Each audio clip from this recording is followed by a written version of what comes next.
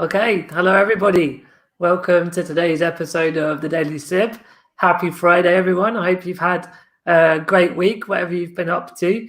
Just saying before with Selva, before we went live, that it's been a tiring one for me. Again, I get to Friday and the sort of energy starts to dip, but it's been a really fun and really productive week. So nice way to finish the week off with this discussion, which, as I've said down below, the future is here, and we're going to be looking at virtual reality and its use around accessible tourism.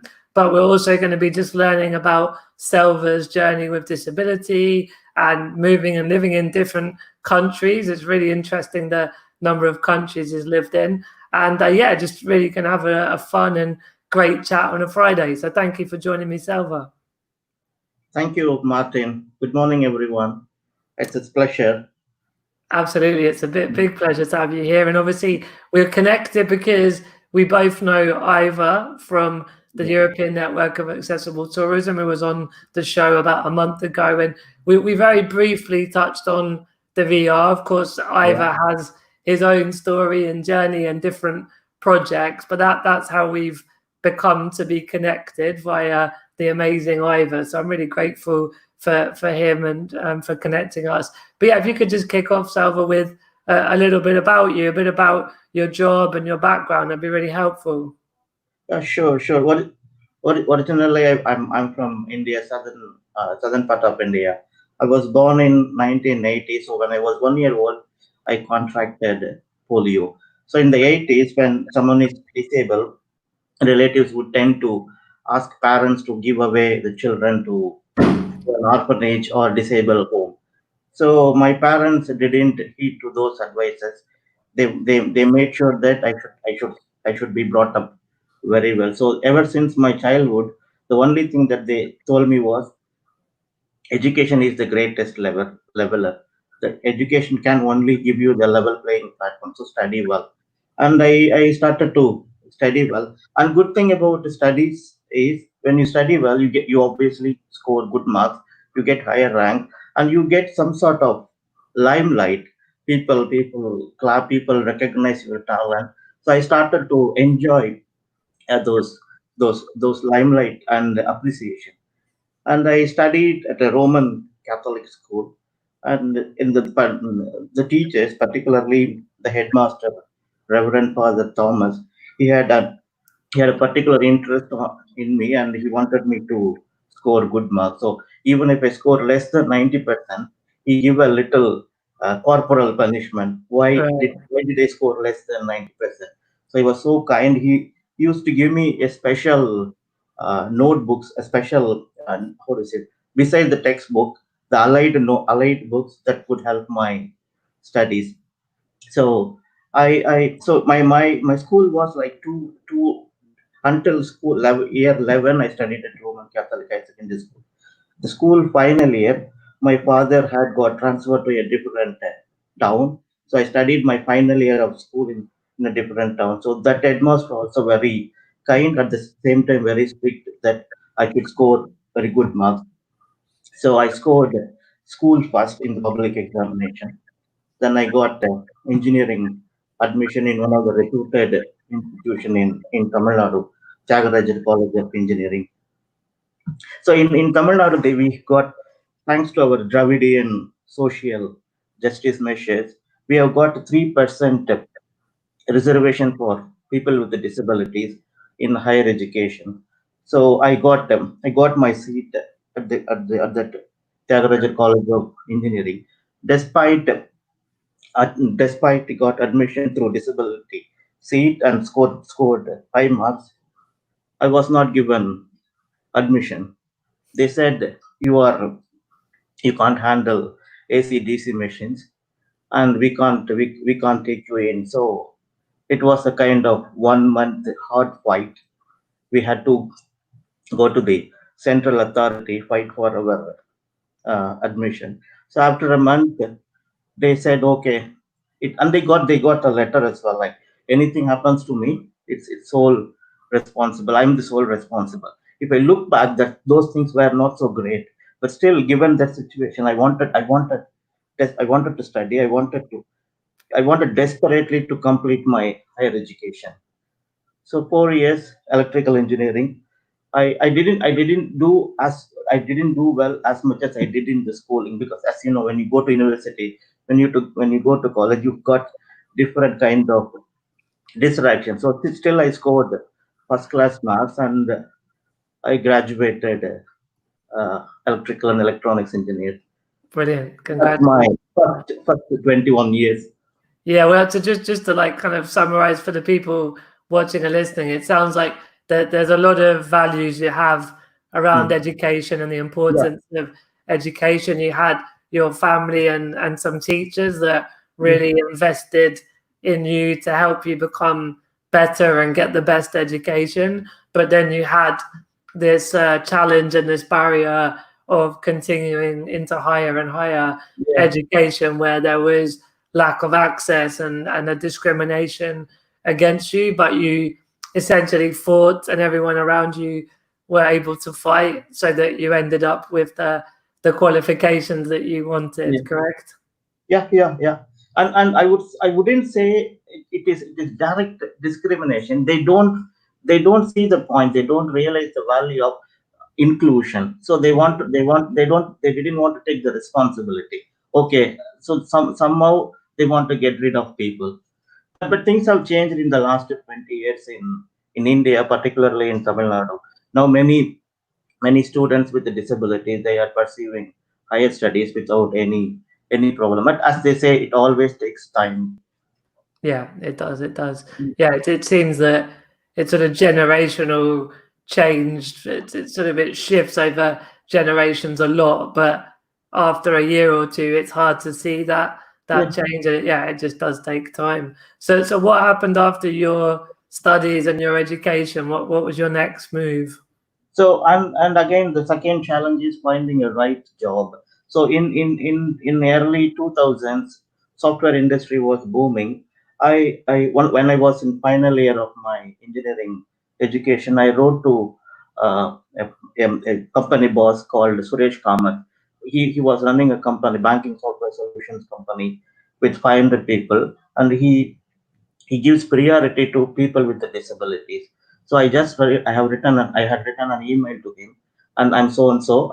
I'm on the verge of completing engineering degree. He wrote me back.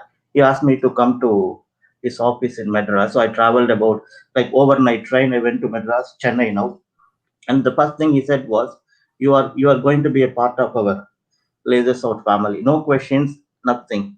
He had seen me. He knows about, like, he understood the journey that I have gone through and the value of the education, and he gave me position immediate. I defended my project on May 17. I joined in the company June 1st, 2001. So I was a COBOL programmer for 7 years. I was part of banking software solution development projects, and I was a COBOL programmer 7 years until 2008. So in that time, I met Ivor Ambrose online. So I was exploring how to. So once you reach once it, my it is always in my mind that once you reach certain level, you need to help people like me. So Yeah, I was thinking, what if the people are, if I strongly believe that when you train someone, you can make them a programmer. You can make people to code in software programming languages. So I was thinking there should be some mechanism to implement this one. So I was looking for information, and Ivor was running a successful project in Europe. So I wrote to him, and we discussed. It was in 2003, 2004, and suddenly he got what I'm trying to do. So what he did was, he immediately recommended to organizers of European Indian conference, which happened in New Delhi. So he recommended me to European Commission people, and so he gave me a slot to speak on the importance of higher technical education for people with disabilities, how it can be enabled. I got permission from my boss. So we proposed a plan that there can be a training institute where you can recruit 4 or 5 people who are with disabilities but with no technical background. Mm-hmm. Trained them in COBOL, trained them in Visual Basic, trained them in Java technologies. So I Yeah. went to Delhi and presented that speech. And post presentation, my boss Suresh Kamath, he invested a very good amount of money for this training plan program. So in the subsequent years, we trained 42 people with disabilities, and Brilliant. only one failure, and 41 of them are well settled in Australia, US, Europe, several parts of India. Many of them are earning more than me. Wow. What an amazing success story, Yeah, right? yeah. And what kind of things were you teaching the students on this program? So it was in 2004, the company. So we taught them what company needed, like lasers of needed. So, but Yeah. it was COBOL, Visual Basic, and Java technology. COBOL, as you would know, COBOL is like English like language. It is very easy to learn. It's more sequential language, so you don't have to you don't require much skills. So once you get accustomed with simple programming language, it is easy to learn tougher languages. So we focused on COBOL and Visual Basic. It was Yeah. in 2005, 6, 7. So it's upskilling in the programming skills to be employable. Yeah, Yes. yeah. That's and amazing. and, and the biggest success was one of the persons who was working in a masala packing section, so where you put the masala in a pack it in with hand. So he read about our training program. He came to our office with his wife. He was that time he was 38, 39 years old, and he said, if you give me a chance, I would definitely achieve. And I believed in him. My boss Suresh Kamath believed in him. We gave an opportunity. So he comes to the training center morning 7 o'clock. He'd be there until 12 o'clock in the night. Spent his like the whole almost two-thirds of his day in learning. And now he is one of the senior programmers in one of the leading software companies in India. So Brilliant. that's my proud Yeah, achievement, I would say.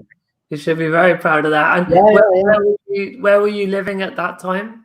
Madras, Chennai. It was in Chennai, Yeah. the capital of Tamil-speaking part of India.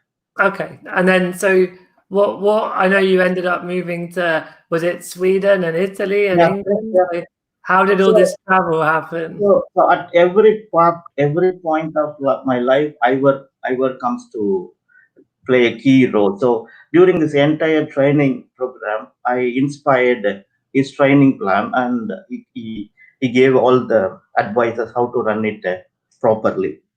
So I had always in my mind to chase this doctorate degree. So I wanted to become a Dr. Salvakumar Ramachandran. And I Mm, also wanted to do my higher education in a foreign country. okay. So that time I discussed I discussed with Ivor Ambrose, and I wanted to move to a foreign country. So and at the same time, I spoke to a different friend who said that Ravi Shankar Ayyakanno, he is one of the pioneer in Tamil techno space. He said, you apply for Sweden, you don't have tuition fee there. So that means that you can cut your expenses into half. Uh-huh. And Ivor Ambrose agreed because he lived in Denmark. He knows about Yeah, Scandinavian Scandinavia. countries. Yeah. So, and as usual, I got a recommendation letter from him, and I presented to the Swedish higher education authorities. I got Mm, admission in MSc Software Engineering at Blekinge Tekniska. So Blekinge it's a small state closer to Malmo, which is closer to Copenhagen. So I went to Sweden. I resigned my job with the blessings of Suresh Kamath. I took bank loan for my higher studies. Went to Sweden, started to do my MSc. And I until I was in India, except for few occasions, I don't use wheelchair. I just crawl around because it was easy. You do yeah, you yeah. it and I used to it, so hardly I used wheelchair. So when I moved to Sweden, I were arranged my first ever wheelchair, my own personal wheelchair. So again, I were played a crucial role in my life. Yeah. That's interesting, the different ways we Yeah. find independence, isn't it? Cool. So Yeah. then, and then how did you go from Sweden to Italy? So I did very well in my master's degree. Then I was applying for different postdoctoral positions. So I applied at the University of Rome Tor Vergata. So that time I got a job as a senior as a lecturer at one of the Malaysian universities, and I got admission in PhD at University of Rome Tor Vergata, PhD in Information Science. But this position gives only accommodation expenses until 6 months. Only after 6 months they could arrange some sort of research assistant, and they could generate some income for me. So I had two choices. Either I can go for full time job, earn money, or I can still follow my dream. So I went for my dream. With 45 euros, I landed in Rome, Okay. and my professor mentor Christian Schunk, he gave me first month like 200 euros to run my first month expenses. Okay. And as promised, after 4 months, I was given a researcher position in the lab while Yeah. doing my PhD. So it went it started well. Like first 3 months struggle, but I was ably supported. Then continued my PhD. In 2012, I applied for a Google Scholar Award. So every year, Google provides a 7,000 euro scholarship and 1 week workshop in headquarters of Google Europe in Zurich. So I applied for that, and I was selected. So that's a turning point. Like Yeah. it, It's a it's a massive. kind of recognition all through your post bachelor degree life. You do something and you get appreciated. Yeah, no, amazing achievement with Google as well. Yeah, Of all of the people, all the companies it could have been. That's amazing. yeah. And one week in Google, it changed some of my perception, and I started to learn how do I say when you have an idea to develop, how do we approach it. So later, like after 7 8 years, it helps me now. Yeah, yeah, of course. And then, so did you become with your doctor title in Rome, or was that in Sunderland? It was in Rome. In So Rome. while doing my PhD, I met my wife Vijayalakshmi. She's also Tamil South India but settled in the UK. Yeah, So we met in Rome, and we had we decided to share our life and the future. And yeah, so what happened was I had to travel back and forth from Sunderland to Rome to Sunderland. In 2015 my son was born, oh, james wow. james Karthik Subramani. And in 2000 so due to this thing, my PhD was bit delayed, but not so delayed. In 2017 I defended my thesis. I got my PhD with con laude, which is kind of one of the highest honors in Italian academic Yeah, systems. So it yeah. was a it was a proud I moment bet again. it was. And I Yeah, make sure that whenever I put my name, I prefix my name Dr. Salvakumar yeah. Ramaswamy. That's phenomenal. All that Yeah. from the dream being in India, but all of the challenges and all of the moves and Hmm. yeah, all of the effort you gave. That must have been a very proud moment. Yeah, and I believe in this quote. You would have read Paulo Coelho's, when you want something, the whole universe would conspire for you. The, the, Yeah, po- the universe doesn't conspire, but if you approach right people, they would help you to, absolutely. Yeah, they would help the universe to conspire for you. So yeah, for me, like since my childhood, parents, brothers, my school teachers, headmasters, my college teachers, Ivor Ambrose, my professor Christian Schunk. So everybody had, like, they played their part. So what if you ask me who am I? So they are the one who defined me. hmm yeah, yeah. It is that we always need people on the journey, and very often the Yeah, right people come at the exact moment when we need them, and and sometimes we can feel it's not gonna happen, or it's not gonna happen in a good amount of time, and then just as we start to question, yeah. someone comes along and Exactly, exactly. And in the last 15 years, for me, at every turn I would go, whether I would could help me or not, I would go to him. So it would come to the key part of our discussion, virtual reality tourism. Yeah, well, and so yeah, I think that's obviously the whole backstory is really Yes, fascinating, and all the barriers and the achievements. I think actually, yeah, you are the focus of the interview, of course, but yeah, the virtual reality side, I think, is something very, very fascinating yes, for people in general. And I don't know how many disabled people understand the different use cases and the different benefits, but of course, yes, you're working on something at the moment with Ivor is involved in some yes. capacity, and more around the tourism. So like how did you get into virtual reality, Yeah. and why is it So a passion? post PhD, and when I settled full time in the UK, I Yeah. set my company up in Sunderland. But you need to pay for your bill. So I took up researcher position at University of Sunderland. I was a KTP associate for a year. Then I resigned, and with my company, I started doing consultancy. So I was providing research consultancy for local enterprise partnership for their 5G initiatives in the region.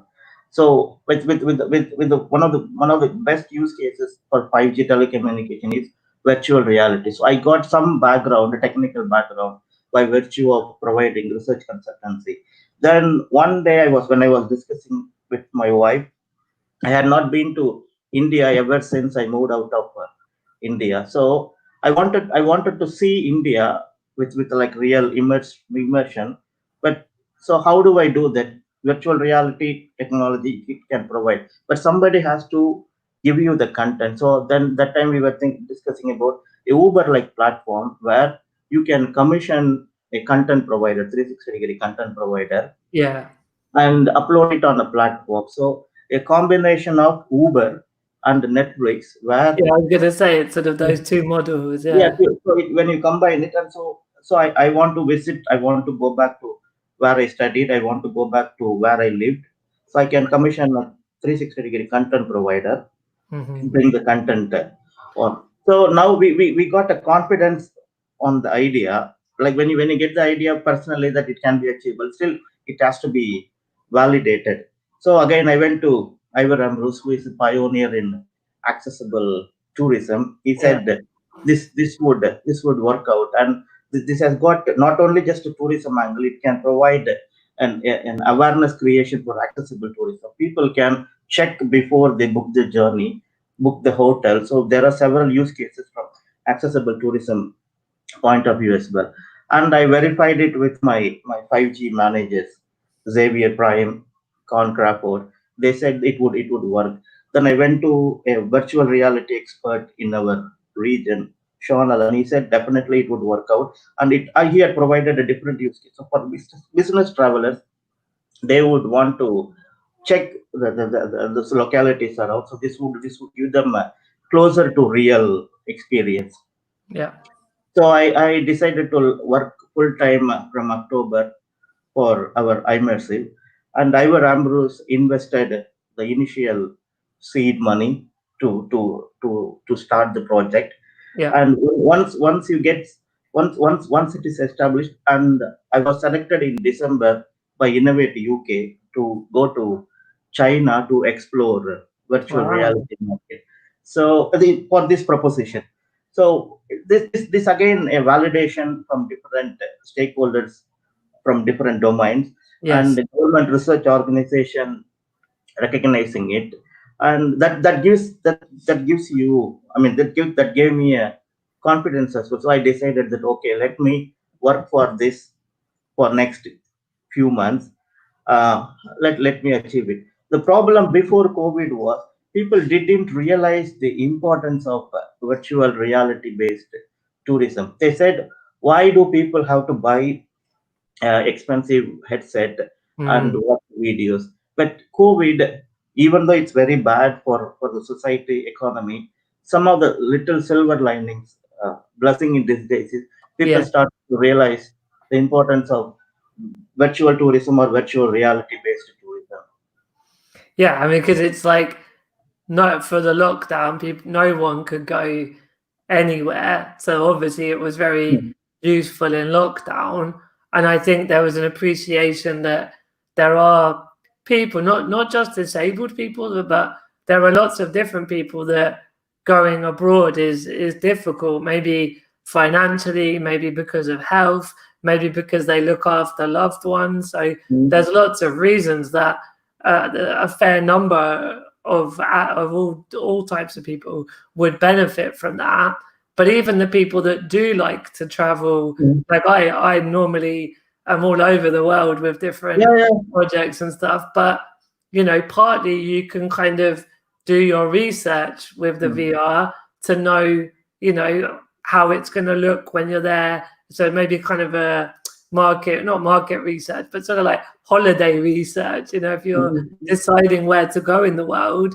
But yeah, I think, if you go away even 4 times a year, there's still all of the other days when you're at home that you can have these amazing immersive experiences from Yeah, home anyway. exactly. So before COVID, with Ivor, with ENOT, we ran a market research survey for whether people would be taking VR based tourism. Interestingly, more than 55% of the people, they said that they are willing to pay for VR based tourism if it is provided. So that's a decent number. We got about 437 responses. So we thought, okay, there is a take for virtual reality tourism. Yeah.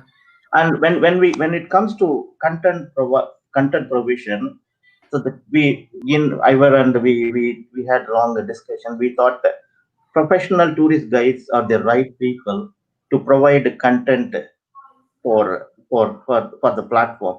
The Yeah. reason is they got the local knowledge, tacit knowledge at the destination.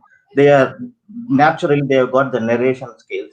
So what they needed is a bit of training, how to take 360-degree videos, how to do some little bit of post production work, how Yeah. to upload to the platform. Sure. So I applied for an European Commission voucher funding, which is not so much 5,000 euros, which allows us to collaborate with an European organization. So with that funding, I collaborated with ENAT, and we recruited 4 professional tourist guides in Athens. ENAT had created a training module how to capture 360-degree content. For the last 2 months, 4 tourist guides are creating more than 3 hours of experimental content for our immersive. And these tourist guides, they are brilliant. Within few sessions of training, and they bring like closer to the documentary style narrative video. So Yeah. this is another like it brings us to the another level of confidence that this can be achievable from the content provision angle. Yeah, no, it's amazing. So you don't just have the view of the beautiful sights, but you've got almost like a very knowledgeable tour guide as well, Yeah, right? yeah. And currently we are focusing on like recorded content, but given the imminent implementation of next generation 5G telecommunication, we can provide live streaming and Yeah, of course. do bit of quick hotspot addition, augmented reality addition. This can make like seamless live tour. Like you would feel after a few seconds, you would feel as if you are in the destination. But it requires bit of research. We are having some conversation with different institutions to implement our immersive in 5G context. Yeah, that's amazing. So you Yeah, almost have that live tour guide rather than pre-recorded tour guide. yeah. Yeah, yeah, So for example, why people travel again and again to the same places? They want to relive the memories. yeah, That's another reason for over tourism. Why Paris is crowded always? Why Rome is crowded? Why Barcelona is crowded? People want to go back to the same place, and it is expensive too. So when we can provide a tailored video narration of mm, their choice, of the user's choice, mm, people wouldn't want to go in real. So in a way, you can solve over tourism problem, and you can save a lot of money for your our family, and these tours can be shared with whole family. Like we can tell our children, this is where my me and my wife went to Rome or Istanbul when we were in relationship.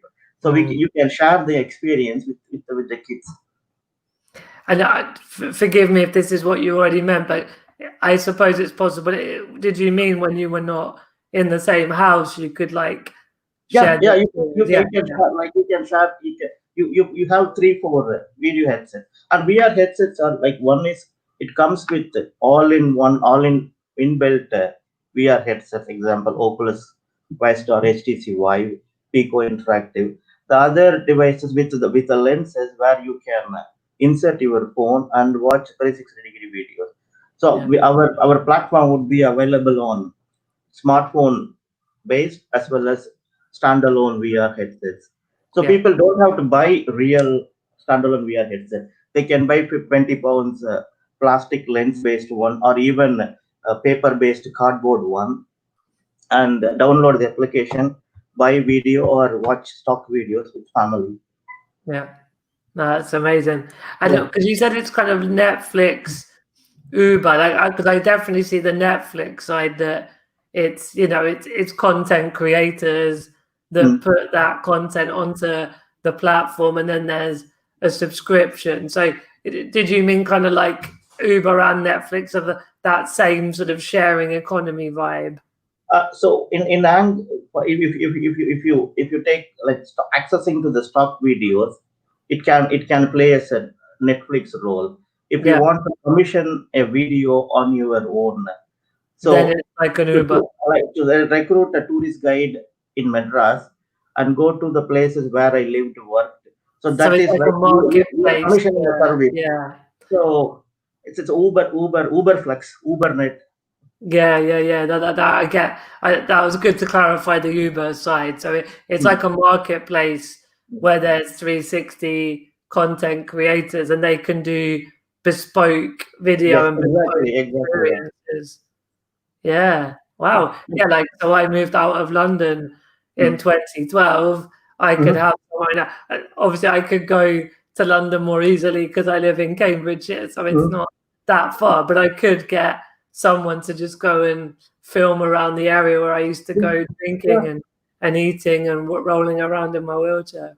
Yes, yeah, and it sometimes when you bring back your when you live back your memories, it creates confidence, happiness, and learnings.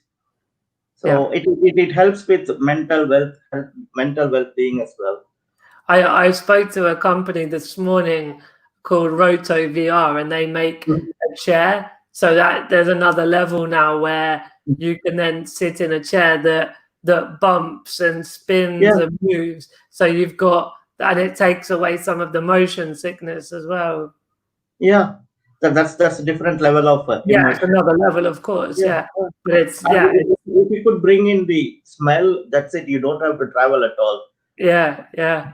No, it's You can fun. have bumpy rides of roads, bumpy trucking, the smell of the forest. So everything can we can have Yeah. it in technology.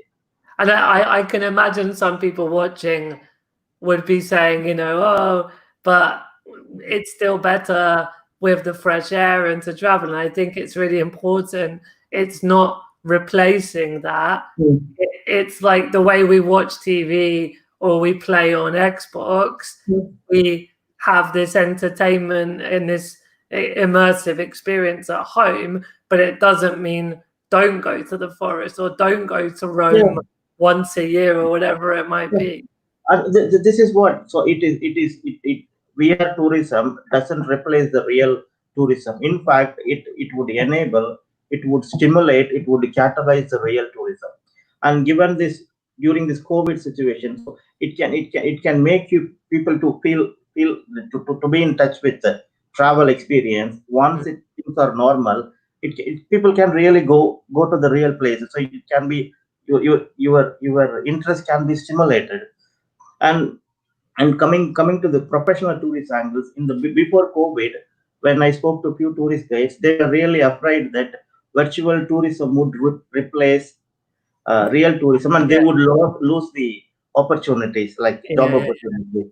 And when I checked with our UK government websites, one third of the time professional tourist guides don't have any job. So in a way, they can do their normal work. Free time they can create the content. So it create an alternative on your revenue. lunch break or something. Yeah, and yeah, exactly. Yeah, and they can sell the content to us as a whole, or they can come in a revenue sharing agreement, or they can sell the content directly to the content seekers. So it's a great opportunity for professional tourist guides. Like as far as our platform is concerned, if Yeah. any tourist guides are watching, they can contact me. Cool. Well, Yeah. talking about that, we've had a few comments coming in. There's not a direct question, but a few comments. So Martin saying we use VR to link into this for first-time power chair users, simulated driving tests, changes in terrains and obstacles. We are looking to link this into VR mapping of locations. In theory, you could visit, inverted commas, a location before actually visiting, which is what we really we're talking exactly sort of agreeing with what we're already saying. That's fantastic. So I see a collaborative avenues with Martin Rose. For Yeah, sure. There's yeah. a lot of potential. And Mm. then Matt is saying ocean3d.co.uk offer a great opportunity for assisting Fantastic. travel Yeah. visuals. And Mark, you should talk to a new social enterprise called Inc. Thank 360. you, Mark. Yeah, thank you. And all these people you can see in two different perspectives. One is as competitors, and another is Nice it's collaborative. all collaboration. Yeah, in given the infancy state of virtual reality technology, so it is always the plane different level of plane to collaborate. So Yeah. I would make a note of these three people and contact them. Yeah. No, Make that's sure fantastic. opportunity. Yeah. It's a big enough industry. Like there's enough benefit and customers that Mm. everyone is needed to bring value. So yeah, Yeah. I think you're absolutely right. It's about partnership and collaboration. So where is the business at the moment? Like, is there a website or a sort of Yeah. product that customers are using yet? So we have developed. We got some initial investment from angel investors, including Ivor Ambrose, Of and course. we have one European Regional Development Fund grant from Sunderland City Council, £10,000, which is match funding, and we developed our alpha version of immersive, which demonstrates a stream of 360-degree video and the user interface. Currently, we are working on the next beta version, and current version is being run on Oculus Quest. We are working on it to be run on Pico Interactive, a Chinese VR headset makers, Yeah. and we are pitching with different VCs for our investment, £250,000. Yeah, it's the next stage of investment. Yeah, Yeah. and I must mention Hardeep of Kaleidoscope. In September, when I was discussing with a tourism expert Ivor, XR expert Sean, I had a discussion with him like how whether it will be taken from the investor side. So Yeah. it was we I had few conceptual pitch with him, and he has been very supportive. Yeah. Uh, so that Hardeep, gives another angle that people can invest. Hardeep's great. Obviously, Thanks, Hardeep. he's been on the show twice because he was there to sort of chat with Shane on Mm. Monday, but he was on a few weeks ago on his own. And yeah, I think that there's going to be a lot more coming from Kaleidoscope in the coming sort of months and years, which is Yeah, great. And it's nice he was able to support you with your journey as well. yeah. And we have a collaboration with local University of Sunderland and Professor Jonathan Ling of Public Health Department. He is one of our advisory members, and we got a really very good management team and Hmm. development team to realize our immersive in next we our plan is next 3 to 6 months launch our beta version Yeah. targeting 500 VR headset users and with 25 to 50 stock content to Yeah, access. that sounds amazing. Well, Yeah, yeah. if you need a marketing agency, give me a Ah, call. ah. I, Yeah. I always remember Purple Good. I think post this conversation, we should initiate our conversation, Yeah, uh, seeking your help, particularly Purple Good's help, to sure. reach out with the special interest people with disabilities, and discussing on different use cases of our immersive proposition. Yeah, and we've been having some conversations with various businesses around hardware and software of VR, and I think what you're bringing, we can really make it a very powerful Yeah. campaign around the benefits to Mm. different people with different disabilities as well. Yeah, exactly. Yeah. Yeah, brilliant. That's the, Well, we're getting near towards the end, Silva. I mean, Mm. I guess we sort of talked a bit about the future, your fundraising, looking to launch, Mm. in the coming months. Is there anything else you wanted to share with us today? Uh, and what like education is the greatest leveler. Yeah, Study well and never feel shy to ask for help. And if you are helped, the problem with some of our disabled community people is if someone helps you, people try to refuse it, like physical help. What yeah, and it's in a way it's a different kind of love people show to you. So accept like allowed help and ask for help, and this world you would get always support. So this is what I want That's to really see. beautiful, Silva, because I think a lot of disabled people quite rightly, don't Mm. want pity, right? Yeah. But having help is a human trait. Like we all need to help, to give help and Mm. receive help. And if you can't receive help at all, it's going to be a very difficult Yeah, journey. and some people people when someone offering help, it's pity or sympathy, but some people don't know how politely or how diplomatically show their love. For Yeah, example, once I was in the street of Italian embassy, one business attire lady, she wanted to offer help to push up in the road. It was not so steep. I can manage. I said I can manage on my own. Then she came back and she said, I have apologies if I had hurt you. My son is disabled. I know how it is difficult to. yeah, Then I told, please push up to the Italian embassy, and she yeah. was happy. I was happy. So sometimes we can give some sort of freedom for people to help us. Yeah, no, it's such a good point. Thank you.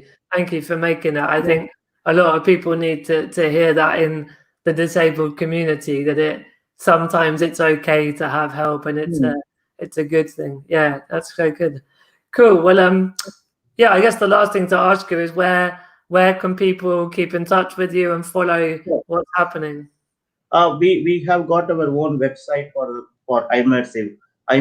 immersive.travel, where they can register their interest. If you are we are travel enthusiast, if you are a content provider, particularly professional tourist guides, you can register your interest on it. And next 3 to 6 months, we are going to launch our beta version for common public, with some stock videos with mechanism to commission video from professional tourist guides.